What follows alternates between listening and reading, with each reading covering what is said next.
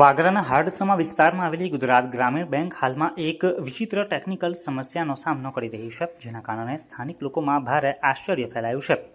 બેંકની શાખામાં લગાવવામાં આવેલું ઇમરજન્સી એલાર્મ કોઈ પણ કારણ વગર દિવસ હોય કે રાત અચાનક વાગવાનું શરૂ થઈ જાય છે. આ શાખા મુખ્ય માર્ગની તદ્દન નજીક આવેલી હોવાથી જ્યારે પણ એલાર્મનું સાયરન વાગે છે ત્યારે રસ્તે જતા રાહદારીઓ અને આસપાસના વેપારીઓ ચોંકી ઉઠે છે. ટેકનિકલ ક્ષતિને કારણે ઉદ્ભવેલી આ સમસ્યાને લીધે લોકોમાં ક્યારેક ભય તો ક્યારેક અચરજની લાગણી જોવા મળી રહી છે. સૌથી ગંભીર બાબત એ છે કે આ ઘટના વારંવાર બની રહી હોવાથી લોકો હવે આ સાયરનને ગંભીરતાથી લેવાનું ટાળી રહ્યા છે.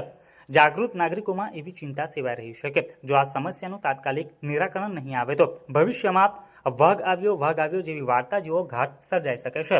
એટલે કે જો ખરેખર કોઈ લૂંટ કે ઇમરજન્સી જેવી ઘટના બને અને ત્યારે સાયરન વાગે તો લોકો તેને ટેકનિકલ ખામી સમજીને દુર્લક્ષ કરે તેવી શક્યતા સેવાઈ રહી છે.